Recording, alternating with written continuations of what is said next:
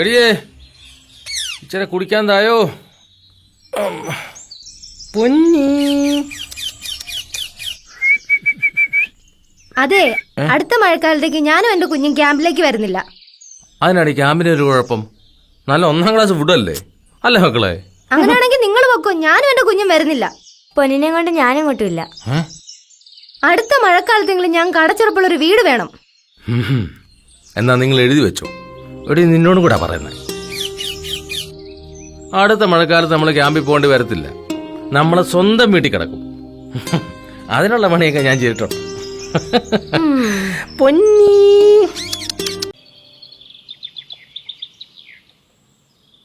അറിഞ്ഞാ എന്തോടാ? ചിട്ടിക്കാര മോഹനൻ കാശും കൊണ്ട് മുങ്ങി.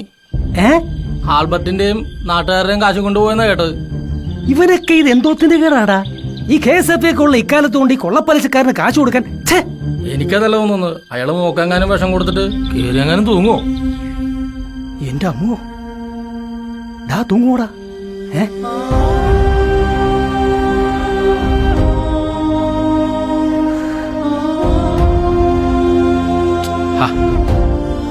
പോയത് പോട്ടടി. അതും പറഞ്ഞോണ്ട് കയറി തൂങ്ങാൻ പറ്റുമോ? ആ കാശ് നമുക്ക് കടൽ തന്നാ കടൽ ഇനിയും തരും.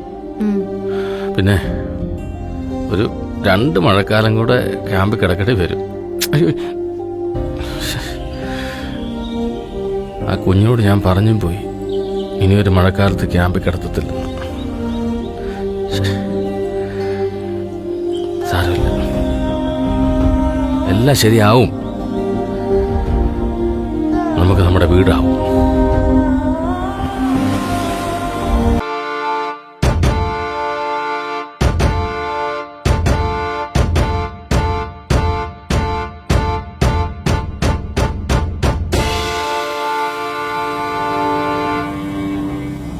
അതെ, കടലറിയുന്നു മനസ്സറിഞ്ഞ് ചോദിച്ചാൽ കടൽ എന്തും തരും.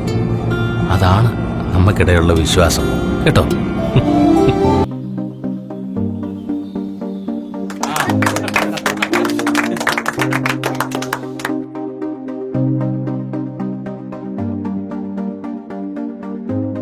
ജാലകങ്ങൾ നീ തുറന്നു, ഞാനതിൻ്റെ കീഴിൽ നിന്നു. ജാലകങ്ങൾ നീ തുറന്നു, ഞാനതിൻ്റെ കീഴിൽ നിന്നു. പാട്ടുപാടി നീ എനിക്കൊരു കൂട്ടുകാരിയായി, കൂട്ടുകാരിയായി. പറന്നു പറന്നു പറന്നു ചെല്ലാൻ പറ്റാത്ത കാടുകളിൽ കൂടുന്നു കൂട്ടി ഞാനൊരു പൂമരക്കൊമ്പിൽ. ആ